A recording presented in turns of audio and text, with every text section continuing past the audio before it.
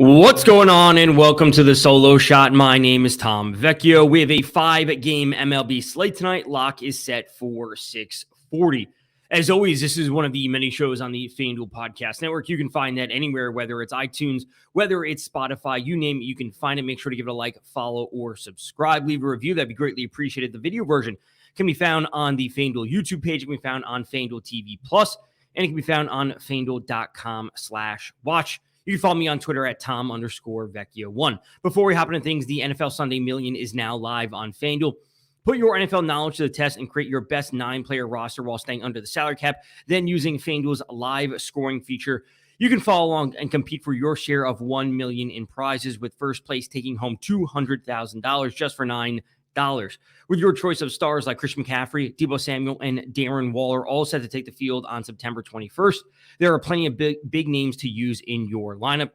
Thursday is coming quickly, so head over to FanDuel and get your lineups in today. Eligibility restrictions apply. Go to FanDuel.com or download the FanDuel app for more details. All right, let's get into tonight's 5-game MLB slate. Again, lock is set for 6:40. A little bit of a smaller slate tonight. Also starting a bit earlier. In terms of weather, there's only one spot we need to be paying attention to tonight. That would be the St. Louis Cardinals. They are at home hosting the Milwaukee Brewers. This is an important game because we probably should be interested in both teams when it comes to stacking here. So there's going to be rain tonight. Whether it starts before the game and continues into the game, whether it starts after the game is underway, that is all yet to be seen. But there is a weather concern tonight, specifically for rain for St. Louis. Everything else is looking good to go. It should also be noted that the Dodgers-Tigers game is not on this slate. So it's just the 5 games starting at 6:40, 7:05, 7:40, and 7:45. So Milwaukee, St. Louis is actually pretty important tonight, just based on the fact that we probably want some hitters in that matchup. Let's jump into pitching, starting off up at the top, where Kevin Gausman at 10.9 is the most expensive pitcher. Justin Steele is 10.8. Kota Senga is 10.6. Mitch Keller is 10.2. We have 4 pitchers on a smaller 5-game slate that are all 10K and above. Now, it's easy to say that Kevin Gausman is the best pitcher on tonight's slate. Frankly, I think that both Justin Steele and Mitch Keller are a little bit too expensive for my liking, especially given what we have with Kevin Gausman and just the level of pitching and the high level of consistency, along with upside that we've seen from Kevin Gausman, not only this season, but dating back over the past few years. He comes in with a 31.1% strikeout rate, a 7% walk rate, 0.99 home runs per 9. He has an absolutely awesome 3.32 Sierra skill interactive ERA, and he's not allowing too much damage when it comes to fly balls or hard contact. He's mainly a ground ball, medium contact pitcher at a 42.3% ground ball rate and a 46.9% medium contact rate. Gausman has been the ace for the Blue Jays. He's continuously going deeper into games outside of, one or two of these recent starts against Texas when he roused 4 earned runs. He's been known for that high strikeout upside, and that's really something we should be seeing from him tonight. Going up against the New York Yankees with our current active roster versus right-handed pitching, the Yankees come in with a 24.3% strikeout rate, which is the 8th highest in the league. They also come in with a 93 WRC plus and a 166 ISO. This has been the story for the Yankees all season. They do not have power and they don't have consistency in their lineup compared to years past. They are very much worth attacking tonight, especially with a pitcher like Kevin Gausman, who really can reach for that, 10 strikeout kind of upside. Now, Justin Steele is a really solid pitcher, and I talked about him last week. I think his salary is just a bit too much, given the fact, when we're looking at not only Kevin Gausman, but also Kota Senga tonight. Steele comes in with a 24.2% strikeout rate, and that's just not as high as what we see from Gausman or Senga. For comparison's sake, Senga is at 29.5%, so he can go toe-to-toe with Gausman, and Steele really can't touch that. Steele is a really, really solid real-life pitcher. When it comes down to it, he is a massive, massive medium contact ground ball pitcher where he keeps the ball low, limits the damage, he can cruise through innings, low walk rate, all these things. He can limit the damage, and he piles up fantasy points by getting, 5, 6 strikeouts, getting the QS, maybe getting the win points. But the real fantasy upside comes from the strikeouts that we have with Gausman and Senga.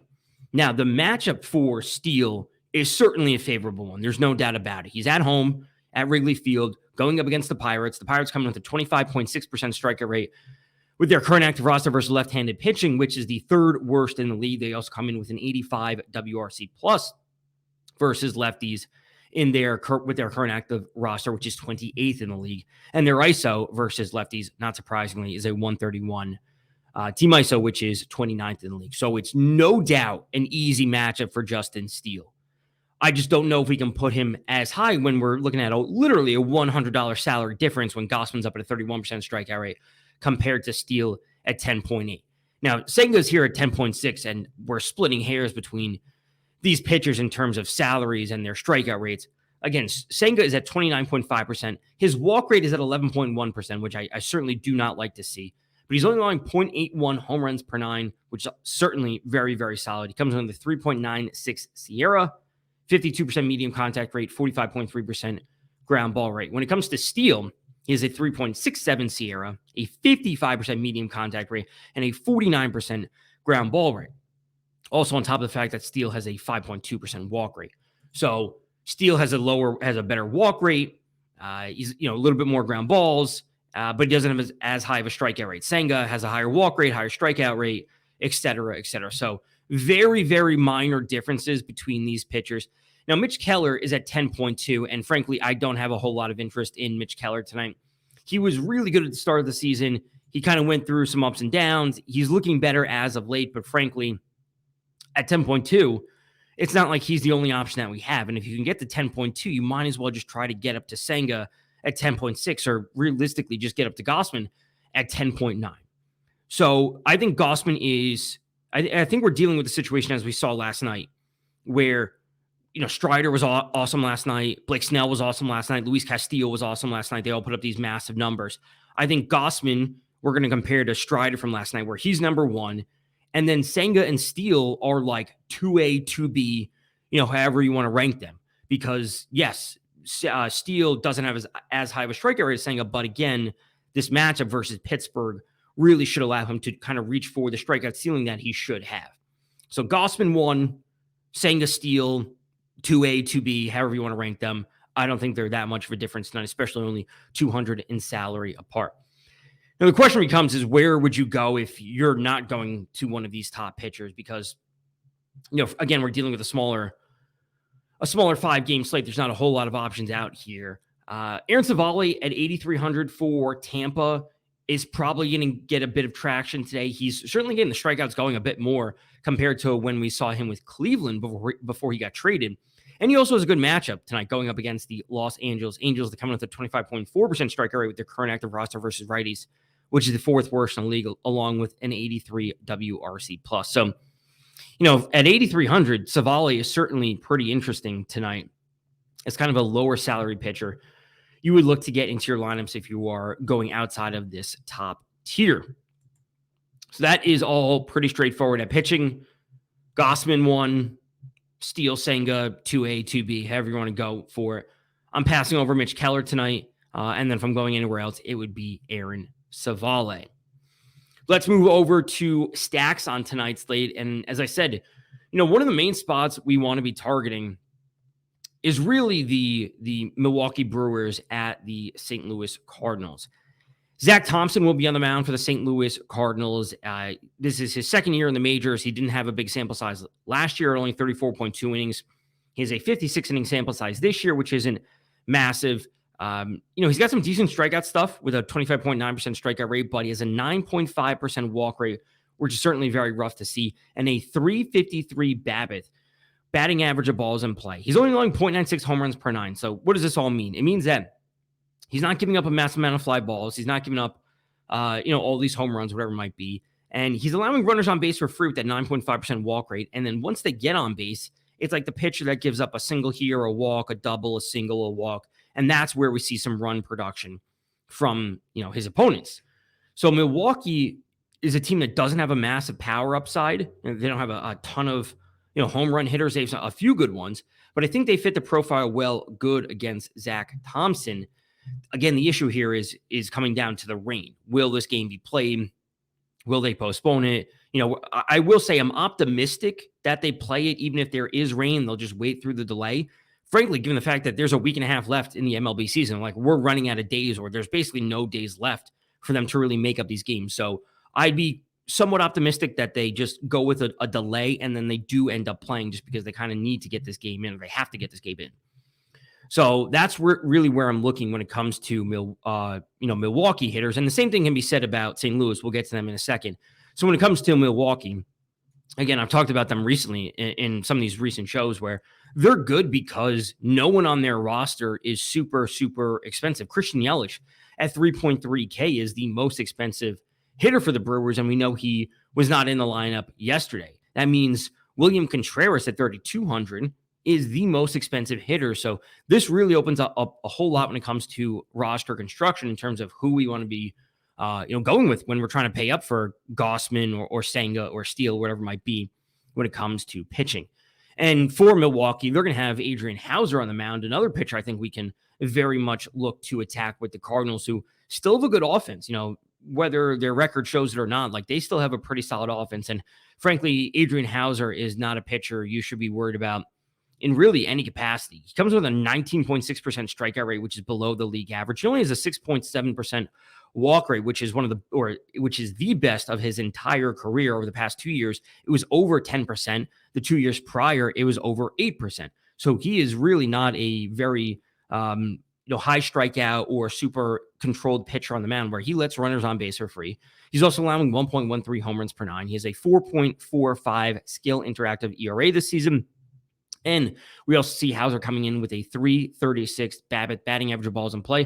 So it's kind of the same story where we have pitchers that just get hit around a lot. They get BABIP to death, which is single, double walk, whatever it might be. And that does provide a lot of fantasy upside for the opposing team. In this case would be the Cardinals. So I'd be more inclined to go to the Cardinals tonight if I had to choose between one of these two teams, either Milwaukee or St. Louis. Frankly, because I'm just a little more confident and have a little more trust in some of the hitters from St. Louis, specifically because if the Brewers are not going to be having Yelich in their lineup, that's just a factually weaker lineup. And I'd rather roll with Goldschmidt, Arenado, Nootbaar, Tommy Edman, Jordan Walker, like some of these hitters that are a little bit more proven compared to some of the hitters on the Brewers. And yes, getting up to Goldschmidt, Arenado, Nootbaar would be a great 1-2-3 stack for the Cardinals.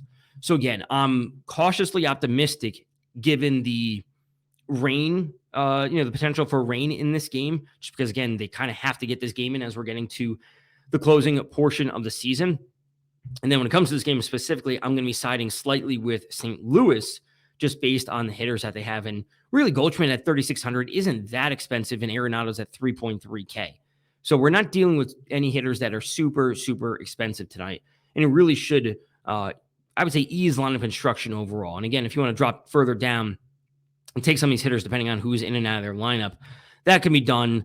Jordan Walker, I certainly like the power upside in him as a prospect overall at 2,800. And he's probably going to be a key part just because he's in the middle of their lineup. His salary's not too expensive, and that power is certainly there for him.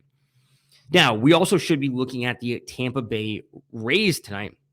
If you're at home, they're going up against Reed Detmers for the Los Angeles Angels. Detmers certainly has some nice strikeout upside, but he also has some issues with walks. He has some issues with home runs. He has some issues with hard contact. Surprise, surprise, this is a pretty easy profile of a pitcher we should be attacking. 25.8% strikeout rate is solid. 9.1% walk rate is not. He comes in with a 4.15 SIERA.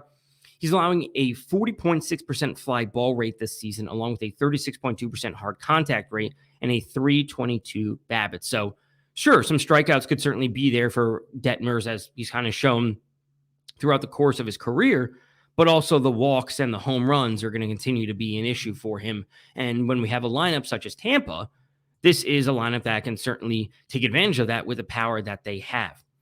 Diaz, Arozarena, Lau, Padaris, you name it. We have plenty of options up at the top when it comes to the Tampa Bay Rays. And they're on the slightly more expensive side, especially if you try to get up to both Diaz and Arozarena at 36 and 3,500. But that's something that you should certainly be looking to do. Diaz comes in with a 283 ISO in this split versus lefties, and is absolutely one of my favorite players on tonight's slate, given everything that we have in terms of his salary, his matchup, the fact that it is a 5-game slate and we're kind of starved for true power upside hitters. Diaz for the Rays is going to be one of my favorite options tonight. So Detmers is certainly a pitcher that we should be looking to stack against tonight. I'm not worried about the Angels bullpen, and frankly, I'm going to be very, very confident rolling with the Rays as a stack.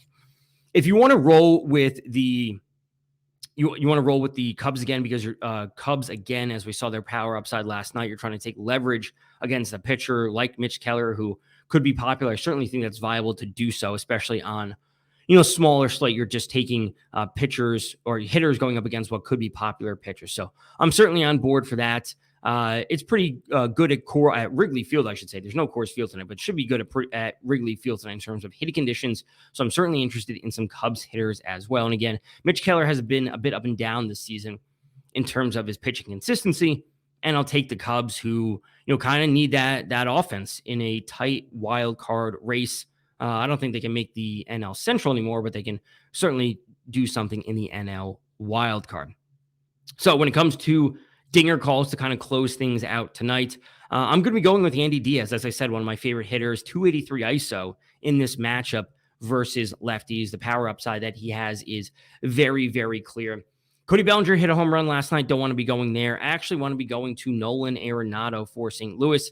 Obviously, there's a bit of rain concern in this game, so if you want to pivot away from Arenado, you could certainly be looking to someone like Ian Happ tonight for the Chicago Cubs, a switch hitter. And again, he's been pretty solid at the plate as of late. A couple of these recent games, putting up multi-hit performances. He's kind of locked in.